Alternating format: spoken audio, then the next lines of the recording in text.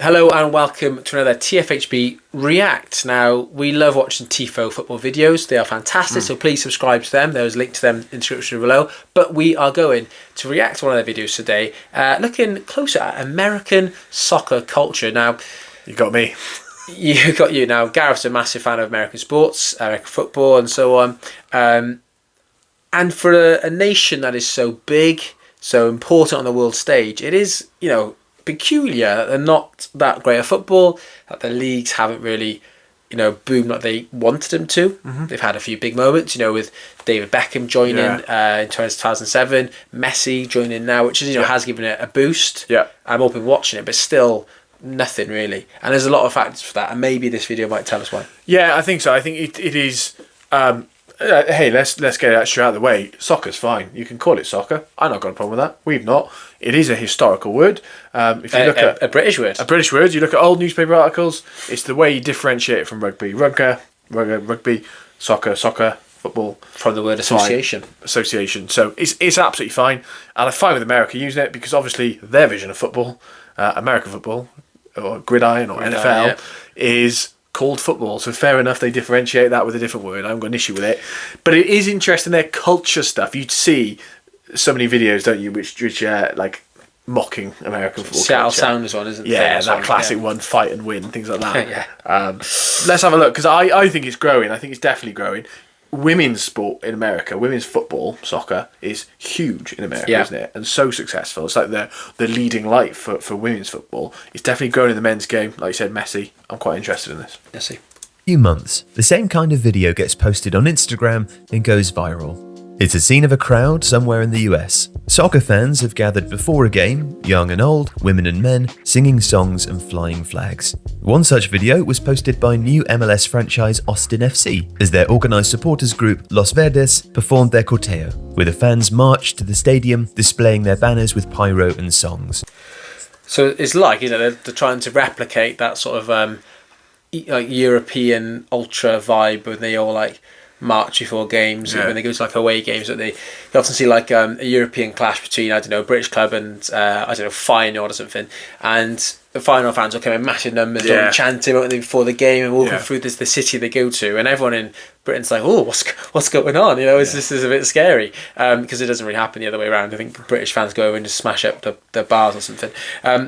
But it looks like they're trying to replicate that with the songs, and the guy there, he's got the colours on. He looks like he's up for a raucous atmosphere. Yeah, it's interesting. We've just come back on the back of the South Wales derby, Cardiff Swansea, and I think in the crowd there, I felt I am representing the city of Cardiff in the crowd when you're there, and they're playing the Cardiff songs about Cardiff, and Swansea likewise when they do it. And every derby, you're representing your city and the whole history that goes before that. We've done a Cardiff video, check it out, Cardiff's football history, and you see a whole history that when you go to the stadium you're represented. Lots of these clubs are new. And so how you can't replicate hatred between clubs because it's quite hard to manufacture that. Yeah. You can't replicate history in terms of this has happened to us so many times before. We're so successful with this, with that, because probably you support your local college football team or your local NFL team or whatever it may be. And there's a lot of passion in that. There's huge crowds and massive passion in it. This is new by standards, and perhaps that's part of it. But I like what they're doing. I like that they're trying to bring in that. They call it tailgating out there, but like you said, that European culture into what they do. Drummers led the way as green smoke filled the air, and rainbow flags were everywhere. Inside the stadium, a tifo was raised with the words, "Don't mess with the trans Texans." It was a joyous scene, without danger or violence. Gotta pause it there. Obviously, fantastic progressive sort of views on football fans, which you don't get a lot often. That's not what you usually link with football fans, is it? Especially in necessarily a men's game, you wouldn't always see things like waving rainbow flags and so on. Obviously, a lot of clubs have the rainbow laces and they try to do their bit.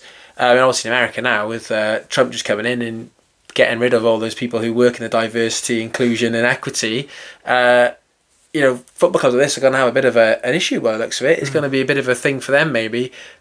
Combating this, it's like a counterculture now against what they're trying to produce. So it's going to be interesting to see how that develops. And yet the video was shared by hundreds of ultra and hooligan social media accounts, and the comments underneath were all of a similar vintage. a mixture of disdain and disbelief. America, stop getting soccer wrong. Interesting. Stop getting soccer wrong. I don't know how I feel about that. I think soccer can be whatever you want to And make sometimes the United States has got soccer wrong. Who can forget Derek Diablo Alvarez, the self-declared leader of the Miami Casuals, who, inspired by the film Green Street Hooligans, made it his life's work to transplant English casual culture to Florida, recording videos offering fights with hooligans from Millwall, Liverpool, Chelsea and Lincoln City. Or the time that fans of New York City FC and New York Red Bulls squared up before a game, throwing plastic chairs at each other whilst shouting "Who are ya?" in Mockney accents. Is it a real football right if there's not a plastic chair thrown? Yeah, fair. It has to be a few plastic chair throws, or it's not right. I have the Dick Van Dyke there. Who are you? Who are you?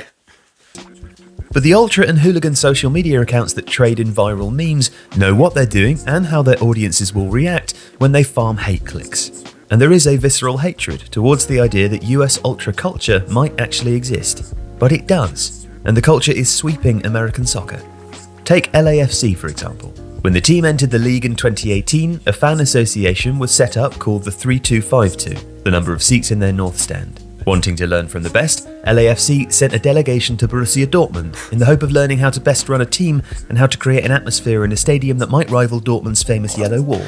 Sensing the possible commercial opportunities, Dortmund's back office opened their doors. There are also large ultra groups at Seattle Sounders, Portland Timbers, Atlanta United, Orlando City and Inter Miami, attracting crowds as large, if not bigger, than many European leagues. There is less anarchy than in the European ultra scene. Groups have to abide by strict league rules when they enter a stadium. Pyro inside a stadium, for example, is a big no-no, and only league-approved pyro can be used under strict conditions. And no political banners are allowed. When MLS's fan code of conduct was introduced in 2019, Portland Timbers fans were banned from flying an iron front flag, a German anti-Nazi flag from the 1930s, because of its political nature. Former NBA legend Kareem Abdul-Jabbar... Interesting. So, a code of conduct for fans there, that's interesting. You don't often see that, do you? No. And it's funny, isn't it? Because I think English fans in particular, British fans, can like to think that we dominate football culture in that way, but... when you look at videos from abroad, you think of Turkey or South America, actually culture there is insane, and like the pyro and all that and singing all throughout. I went to Sparta Prague when I was in Prague one time, and it was their version of the FA Cup game, sort of third round FA Cup, not even a full stadium, but they didn't stop singing throughout. You go to big stadiums in the UK, they do stop singing. They are quiet. They're often quite touristy. So I think it can be hard for us to be judgmental of other cultures and point and say they're not doing it right. I like that they're trying, You don't want to just go there and sit politely. They don't want to go there and just sit politely. They want to generate that atmosphere because it makes it more watchable as well. We know that. Think of the COVID football and how dreadful that was without fans. So bad. You need fans getting passionate, getting pumped up, and fair play to them for trying. Yep. Barr led the outcry. Curtailing the free speech of athletes or fans is not consistent with our vision of sports or our vision of democracy, he wrote, and the league dropped the ban. Toronto FC's Ultras group, the Inebrieti, were banned from the stadium in 2018 for one pyro display. The Garden State Ultras had their status as the official support organisation revoked by the New York Red Bulls also in 2018 for behaviour that would pass as normal in a German stadium. Quote, "We understand the regulations concerning flares and smoke bombs," the Garden State Ultras said in a statement posted on Facebook, "and we look forward to Red Bull using the footage in more of their promo videos." And last year, the 3252 lost its official privileges at LAFC for lighting pyro before a game, which had to be delayed because smoke was obscuring the pitch. Which begs the question, what prompts the backlash? Now, in part, it's down to the fact that US ultra culture reflects its constituency. Soccer is a more middle-class game in the US, and its ultra scene is far more progressive than in many... A more middle-class game, obviously most of the world, it's a pretty working class game still. Obviously with middle class fans, and sort of upper class fans as well. But I think replicating that working class grit and spirit isn't easy to do, is it? If you're trying, a lot of that working class football culture has come from, back in the Victorian times at first, and the beginnings of working the week and then having that Saturday your time off, and then is that chance to show off your masculinity, isn't it? And back then, and then obviously that gets taken to extremes then in the 70s and 80s with the hooliganism era. But even that came from social, justices and social problems, things like the 80s, you got like the closure of the mines and stuff, and the miners' strike, and those animosity towards the establishment and, disillusionment with the government and stuff came out in those violent shows, didn't it? Yeah. And then the government didn't deal it properly, and they, and eventually get a Taylor report. But they would pen fans in. They would treat the fans like animals, and then be angry when they acted like animals. And it was kind of a vicious cycle. And Taylor report obviously helped to change that. So I think some of these fans, if they're middle class, it comes across a bit more force, doesn't it? Yeah. Rather than natural grit. Yeah, and I think it's to do with the class systems are different in different countries. In that way, isn't it? Like we said, it's the history of it as well. Of the, if you are brought up in Liverpool or whatever city of the UK it is, and you're representing that town or city, like I said, in a big derby game, you're passionate because everything that's gone before, and often songs hark back to that. Nottingham Forest will be sung out for the miners' strikes in the 80s for when they broke the picket line and things. It's such old references at times that these clubs maybe don't have. And equally, if you are a sports fan there's the big four sports in America, you can understand how it's maybe a slightly more working class sport, particularly because middle class sport, because working class sports are often seen as that more aggressive type ones. Maybe that way you play football, American football. If you're feeling a bit more, you want to get your aggression out, why not go on and stick on a helmet and go and take on American football? Maybe, but I think that's an interesting point, isn't it, about the difference in class culture. European countries. Rainbow flags are common, as are female capos, the terrace leaders who lead the chants in the stadiums. Except for parts of Germany and for a few individual examples elsewhere, that is something almost unheard of in the European scene. And there is also a widely held perception that American soccer is corporate and at odds with the ultras' outlaw perspective against authority. Yeah. When the 3252 went to Dortmund to learn about organising a supporter group, the club may have opened their doors to them, but the main ultra group, the Unity, refused to meet them. Quote, if the curva in Italy represents Italian society, then the curva in America represents American society. And it represents the complete takeover of football by corporations, said fan culture expert Martino Simsek. I think America is a symbol for capitalism, isn't it? It's a symbol for corporations around the world. I mean, you think of America, one of the first thoughts you think of is McDonald's, Coca-Cola, and those giant brands, isn't it, in corporate? And you go to America, and it is everywhere. Advertising all over the place. Brands. Bum, bum, bum, bum, bum, bum. Football stadiums would be the same, wouldn't it? And that's, they buy players like David Beckham. That was it, wasn't it? It was almost a big corporate move because this is good for the business. And they're not franchises. necessarily good for the club. They're known as franchises. They are. They're sports clubs are. They move about. They're expanding the MLS, which is a good thing.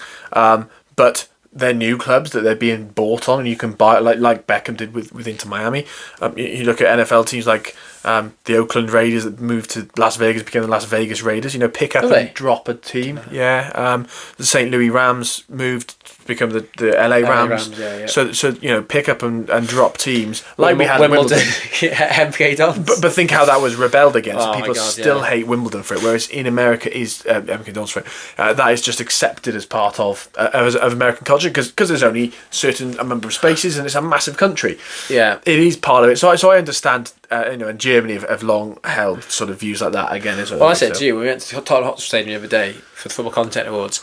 I was in the ground and I asked you, did the NFL put any money into this? And you said, quite a lot. 300 million. And I could tell because even though the stadium is impressive and it's a state-of-the-art ground and it's nothing you've ever seen before, it's really cold inside. There's no sort of like what's the word? So character to the stadium. Yeah, it's like a stunning, shell. Absolutely stunning. Yeah, but there's it's all blank. It all looks the same. It's all too perfect for me. And I think Everton's new stadium is quite similar inside.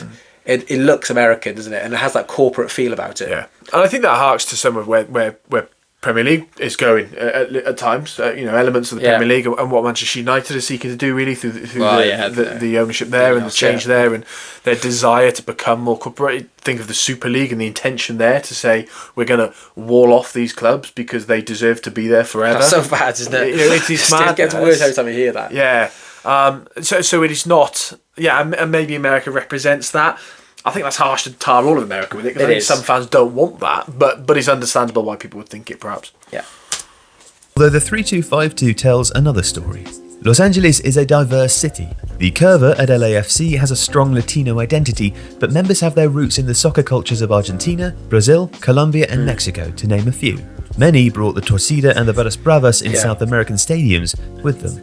And Instagram accounts, like Ultras Barras USA, highlights just how widespread the culture is, often featuring large organised supporters groups not just from MLS, but lower down the leagues, all the way down to the 4th tier of the United Premier Soccer League. Often it highlights tensions between franchise management and supporter groups, as well as highlighting tifos, new chants and pyro displays outside the stadium. You see, American soccer has tolerated and allowed the growth of fan culture to a limited extent because it needs it to grow the product. But ultra culture can be messy, and as it grows, it will demand more space. Whether or not the league will give it to them remains to be seen. But what is clear is that North American ultras are here to stay, which is good news for US soccer, and presumably also good news for the various meme accounts that have weaponized and monetized this culture as content. Last point then, so I agree with him there. It is good news that they have the ultra culture developing, because we always see that banner, football without fans is nothing. You mentioned COVID then, and there's no fans in the stadium. If there's no supporters, there's no game. And if they have passionate supporters, even if it is a bit maybe put on, it's going to be good for the growth and development of the game. Because people who maybe are interested in it live in the city and they see a big mob of football fans, singing and chanting on the road. Oh, well, I'll join in there. I want to head to the stadium as well. And it will pick up, won't it, that sort of vibe and that atmosphere. And obviously they host the World Cup in 2026. That's going to be so interesting. It will be absolutely embraced, because America embrace everything they host, and it'll be brilliant. It'll be a spectacle. 94 was great, wasn't it? Yeah, and there'll be Beyonce will be performing at half time probably in some games, and there'll be Taylor Swift in other games and things like that. It'll be quality and class. Culture wise, it'll be really interesting to see as they host, and it's not just America; it's obviously Mexico and Canada too, who've got their own fan cultures and stuff. So that'll be very, very interesting to watch. Fantastic! Thanks to Tifo Football for that video, and it was quite a long one. This one, nice. Enjoyed that one. Though. Really interested to find out about American soccer culture. Let us know in the comments below, what do you think about it? How do you think it might grow or develop? And what's holding it back at the moment? And we'll see you again for the next one very soon.